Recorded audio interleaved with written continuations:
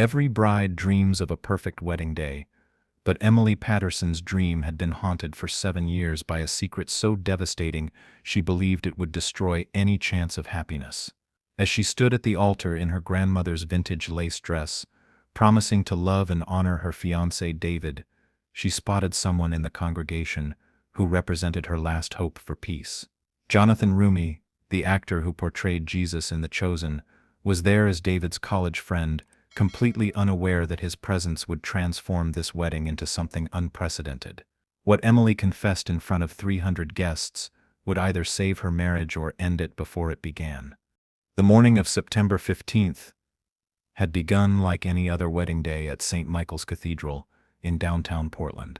Emily Patterson, 28, had spent months planning every detail of what was supposed to be the most joyous day of her life. Her bridesmaids bustled around her in the church's preparation room, adjusting her train and touching up her makeup, but Emily's hands trembled as she held her bouquet of white roses. The weight of her secret pressed against her chest like a physical burden, making it difficult to breathe in the corseted bodice her mother had insisted upon. For 7 years, she had carried this guilt, this shame that had shaped every relationship, every moment of supposed happiness. And now, on the day she was supposed to pledge her eternal love to David, she felt like the most dishonest person alive. David Morrison waited at the altar, his face glowing with the kind of pure joy that made Emily's secret feel even more unbearable. They had met 3 years ago at a coffee shop near Portland State University, where David was completing his graduate degree in social work, and Emily was finishing her teaching certification. Their courtship had been gentle, filled with long walks, shared books, and conversations that stretched late into the night. David was everything Emily had ever wanted in a partner: kind, genuine, devoted to helping others, and blessed with an unshakable faith that had drawn Emily back to church after years of feeling disconnected from God. But David didn't know about Rebecca. As the processional music began, and Emily prepared to walk down the aisle with her father, she caught sight of a familiar face in the third row that made her heart stop. Jonathan Roumie sat quietly among David's college friends, his presence both comforting and terrifying. Emily had been watching The Chosen obsessively for the past 2 years, finding solace in Jonathan's portrayal of Jesus during her darkest moments of guilt and self-doubt. She had never expected to see him in person, let alone at her wedding. David had mentioned that an old friend from his Northwestern University days might attend, someone who had become an actor, but Emily had never imagined it would be the man whose performance had brought her to tears countless times as she struggled with forgiveness. Jonathan's presence felt like a sign, though Emily couldn't determine if it was divine intervention or cruel irony. Here was the man who had embodied the very person she desperately needed to hear say "your sins are forgiven," sitting 20 feet away as she prepared to promise forever, to a man she had never been completely honest with. The weight of her secret seemed to intensify with each step down the aisle. 7 years ago, when Emily was 21 and working as a summer camp counselor in Colorado, she had made a decision that haunted every quiet moment since. Rebecca Martinez had been 8 years old, one of the youngest campers in Emily's care during the summer of 2017. She was a bright, energetic child from a troubled home in Denver, sent to camp by social services as part of an intervention program. Rebecca had latched onto Emily immediately, following her everywhere and seeking constant reassurance and affection. Emily, young and overwhelmed by the responsibility of caring for 30 children with minimal supervision, had grown increasingly frustrated with Rebecca's neediness and behavioral issues. The incident happened during the 4th week of camp, on a day when temperatures soared above 90 degrees and the children were cranky from the heat. Rebecca had been particularly challenging that day, crying over seemingly everything, refusing to participate in activities, and clinging to Emily to the point where other campers began to complain. When Rebecca accidentally knocked over a pitcher of juice during lunch, soaking the craft supplies Emily had spent her morning preparing, something inside Emily snapped. In a moment of pure exhaustion and frustration, she had grabbed Rebecca roughly by the shoulders and shaken her, hissing harsh words that no adult should ever speak to a vulnerable child. What made the memory even more horrific was what happened next. Rebecca, startled by Emily's outburst, had stumbled backward and fallen, hitting her head against the corner of a wooden picnic table. The sound of the impact still echoed in Emily's nightmares. Rebecca had been rushed to the hospital with a concussion, and while she recovered physically, the psychological damage was evident. The bright, trusting child became withdrawn and fearful, especially around Emily. Social services investigated, but Emily's reputation as a responsible counselor and Rebecca's history of behavioral issues meant the incident was ultimately classified as an accident. Emily had never told anyone the complete truth about that day, not even during the mandatory counseling sessions that followed. She had convinced herself that she was protecting Rebecca from additional trauma by not revealing the full extent of her actions. But deep down, she knew she was protecting herself. The guilt had consumed her for 7 years, affecting every relationship and every moment of potential happiness. She had left Colorado immediately after the summer ended, unable to face the possibility of encountering Rebecca or her family again. Now, as Emily stood at the altar looking into David's trusting eyes, she felt the familiar wave of nausea that accompanied thoughts of that terrible day. David believed he was marrying a compassionate teacher who dedicated her life to helping children. He didn't know that she had once been the source of trauma for a vulnerable little girl. The juxtaposition of David's pure love and Emily's hidden shame created a pain so acute she could barely remain standing. Jonathan Roumie's presence in the congregation felt like God himself was watching her prepare to build her marriage on a foundation of deception.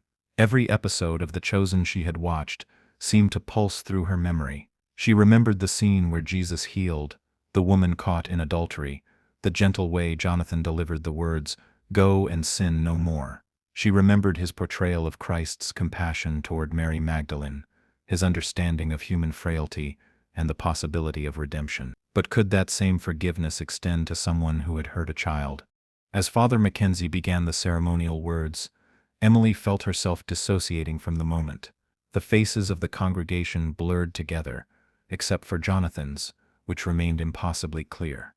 She wondered if he could see through her facade, if somehow the man who had spent years embodying perfect love and forgiveness could recognize the darkness she carried. The vows she and David had written together seemed like beautiful lies as she struggled to repeat them. How could she promise to be faithful and honest when she had been neither? When Father Mackenzie reached the traditional question about objections to the marriage, Emily felt time slow to a crawl. The silence stretched endlessly as the priest waited for the customary quiet before continuing. But instead of silence, Emily heard her own voice, shaky and desperate, speaking words she had never planned to say. "Wait," she whispered, her voice barely audible. The congregation's collective gasp created a sound like wind rushing through trees. David's face transformed from joy to confusion to growing alarm. Emily's mother half rose from her seat in the front row, her face pale with horror. The bridesmaids behind Emily exchanged panicked glances, unsure whether to step forward or retreat. But Emily's eyes were locked on Jonathan Roumie, who sat motionless in the third row, his expression unreadable, but somehow infinitely compassionate. "I need to ask you something," Emily said, her voice growing stronger as she looked directly at Jonathan. "I know this is crazy, and I know you're not really Jesus, but I need to know if someone like me can be forgiven." The cathedral had become so quiet that Emily could hear her own heartbeat. David stepped toward her, reaching for her hands, but Emily shook her head and stepped back.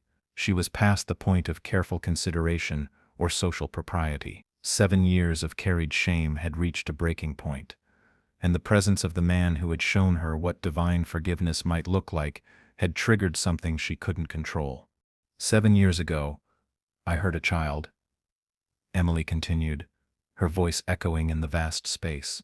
"A little girl who trusted me, who needed protection and love, and I failed her in the worst possible way. I grabbed her and shook her when she was being difficult, and she fell and hit her head. She had to go to the hospital, and she was never the same afterward. I never told anyone the whole truth about what I did, and I've been carrying this secret ever since." The confession poured out of Emily like water from a broken dam. She described Rebecca's trusting face, the heat of that terrible day, her own exhaustion and frustration that had boiled over into violence. She talked about the sound of Rebecca's head hitting the table, the terrified look in the child's eyes, the way the little girl had flinched whenever Emily came near her afterward. She spoke about the sleepless nights, the way she had changed her career plans to avoid working directly with young children, the relationships she had sabotaged because she didn't believe she deserved love. David stood frozen, his face cycling through emotions Emily couldn't bear to identify. Her father had moved to the end of the aisle as if preparing to escort her out, while her mother sat with tears streaming down her face. The congregation remained locked in stunned silence, 300 people witnessing the most private moment of Emily's life, transformed into public confession. Throughout it all, Emily's eyes remained fixed on Jonathan Roumie. He had not moved from his position in the third row, but his expression had shifted into something Emily recognized from The Chosen. The look of perfect understanding, without judgment, of love that encompassed even the darkest human failings. When Emily finally stopped speaking, the silence stretched for what felt like an eternity. Then slowly, Jonathan rose from his seat. He didn't speak immediately, didn't rush to offer easy platitudes or quick comfort. Instead, he walked slowly down the aisle until he stood just a few feet from Emily at the altar. His presence was calm, grounding, exactly what she had hoped for and exactly what she had feared. "Emily," he said quietly, his voice carrying easily through the cathedral's acoustics, "I'm not Jesus. I'm just an actor who has been blessed to portray him. But I can tell you what I've learned from spending years studying his words and trying to understand his heart." Jonathan paused, his eyes meeting Emily's with gentle intensity. "The Jesus I've come to know doesn't love us because we're perfect. He loves us because we're broken and brave enough to bring that brokenness into the light. What you did 7 years ago was wrong, and the pain you've carried shows that you know that. But carrying shame and secrets doesn't honor Rebecca or protect anyone. It just keeps the wound from healing." The actor's words were measured, thoughtful, clearly coming from someone who had spent considerable time contemplating questions of forgiveness and redemption. "The Jesus I portray would tell you that confession is the first step toward healing, not just for you but for Rebecca too. Have you ever considered that she might need to know that what happened wasn't her fault? That an adult she trusted has spent 7 years carrying the weight of that moment?" Emily felt her knees nearly buckle at the suggestion. In all her years of guilt and self-punishment, she had never considered that her silence might have contributed to Rebecca's trauma rather than protecting her from it. Jonathan continued, his voice gentle but unwavering. "Forgiveness isn't something you earn through suffering. It's something you receive through grace, and then you spend your life learning how to extend that same grace to others. But you can't give what you haven't received, and you can't receive what you won't accept." He gestured toward David, who stood motionless at the altar, his face a mask of shock and confusion. "I don't know if your marriage should continue today. That's between you and David and God. But I do know that secrets are prison bars, and the only way out is through truth." Jonathan's presence seemed to transform the space around them. Emily felt something she hadn't experienced in 7 years, the possibility of genuine peace. Not the false peace she had tried to create by hiding her actions, but the deeper peace that came from acknowledging truth and accepting that she might be worthy of love despite her failures. "Can you help me find Rebecca?" Emily asked, her voice small but determined. "I need to apologize to her properly. I need her to know that what happened wasn't her fault, and that I've never stopped thinking about her." Jonathan nodded slowly. "I think that would be a good place to start. And Emily," she looked up at him, tears streaming down her face, "the fact that you've carried this pain for 7 years, that it has shaped every day of your life since then, tells me that your heart is already pointed toward healing. You're not the same person who made that mistake. You're someone who has been transformed by understanding the weight of your actions." Throughout this exchange, David had remained silent, processing not just Emily's revelation, but the entire surreal situation of having his wedding interrupted by his friend's inadvertent counseling session. When Jonathan finished speaking and returned to his seat, All eyes turned to the groom. David stepped forward slowly, his face still showing signs of shock, but also something deeper. The look of someone accessing reserves of strength and compassion he hadn't known he possessed. He took Emily's hands gently, holding them steady despite their trembling. "Emily," he said, his voice hoarse with emotion. "I wish you had told me this before today. I wish you had trusted me enough to share this burden. But I also understand why you didn't." He paused, glancing briefly at Jonathan before continuing.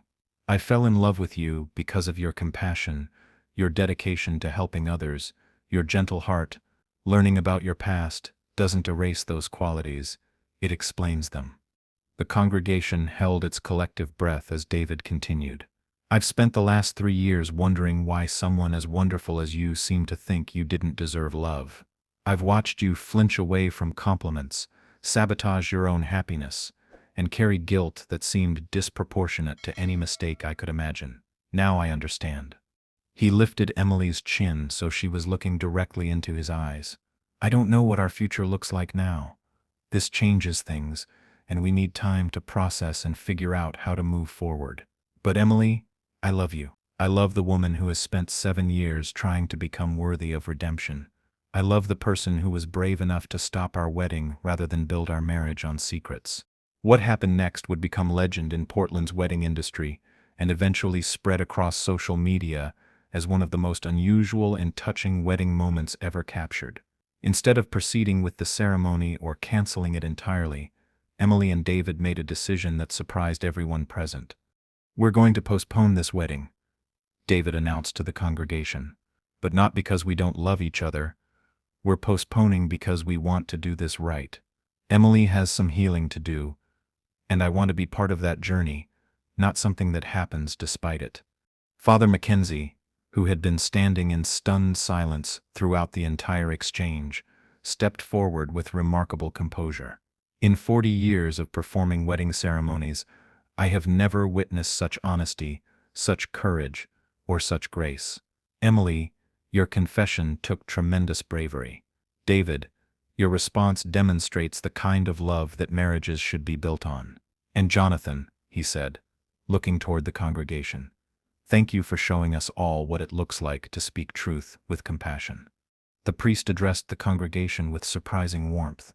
"While this isn't the ceremony we expected, it may be exactly the ceremony these two needed. Love that can survive complete honesty is love worth waiting for." What followed was perhaps even more remarkable than the interrupted ceremony itself. Instead of fleeing the church in embarrassment, Emily and David invited their guests to join them in the parish hall for what became an impromptu celebration of truth, forgiveness, and the possibility of redemption. Jonathan, who had originally planned to make a quiet exit after the ceremony, found himself at the center of conversations about grace, healing, and the difference between secrets and privacy. Over the following weeks, Jonathan helped Emily locate Rebecca Martinez, who was now 15 years old and living with her adoptive family in Colorado. The reunion was arranged carefully, with counselors present and Rebecca's adoptive parents fully informed about the situation. What Emily discovered was that Rebecca had indeed carried trauma from that day, but much of it stemmed from not understanding why the adult she had trusted had suddenly become cold and distant. Rebecca's adoptive mother later shared that the teenager had spent years wondering if she was somehow fundamentally bad, since the camp counselor she had loved had seemed to stop caring about her after the accident. Emily's carefully worded apology, taking full responsibility for her actions and making clear that Rebecca had done nothing wrong, began a healing process for both of them that would continue for years. The wedding itself took place 6 months later, with many of the same guests in attendance. This time, when Father Mackenzie asked if there were any objections, the silence was peaceful rather than tense. Emily's vows included a promise to continue growing in honesty and self-forgiveness, while David's included a commitment to creating space for both of them to be fully human, mistakes included. The story of Emily's confession and Jonathan's response spread far beyond the original wedding guests. Someone had discreetly recorded portions of the exchange, and while the family requested that the video not be widely distributed, word of what had happened reached social media and eventually news outlets. The story resonated with people around the world who had been carrying their own burdens of shame and secrecy. Jonathan found himself fielding interview requests about the experience, though he consistently redirected attention away from his own role and toward the courage Emily had shown and the love David had demonstrated. In several interviews, he emphasized that he had simply drawn on lessons he had learned from preparing for his role in The Chosen, particularly about the difference between guilt that leads to growth and shame that leads to isolation. Emily did the hard work, Jonathan said in one interview. She carried that burden for 7 years. Let it shape her into someone more compassionate and careful with others' hearts, and then had the courage to choose truth over comfort. I just happened to be there when she needed someone to remind her that mistakes don't define us forever. The story also had a profound impact on Rebecca, who was old enough by then to understand the complexity of what had happened. Through continued counseling and communication with Emily, she came to see how one moment of human failure had created years of growth and self-reflection for both of them. Rather than being defined by trauma, Rebecca began to see herself as someone who had survived difficulty and helped another person learn the true weight of responsibility. 5 years later, Emily and David's marriage had become a testament to the power of radical honesty and intentional growth. Emily had returned to working with children, this time as a trauma-informed counselor who specialized in helping young people process difficult experiences. Her own journey through shame and forgiveness had given her unique insight into the healing process. Rebecca, now in college studying social work, maintained occasional contact with Emily. Their relationship could never be what it might have been if that terrible day had never happened, but it had become something perhaps more valuable, a demonstration that people could survive hurting each other and find ways to contribute to each other's healing. Jonathan continued his career, but the wedding incident had deepened his understanding of his role in The Chosen, and his responsibility as someone who portrayed Jesus for millions of viewers. He began speaking more frequently about the difference between perfection and holiness, emphasizing that holiness included the willingness to acknowledge failure and seek redemption.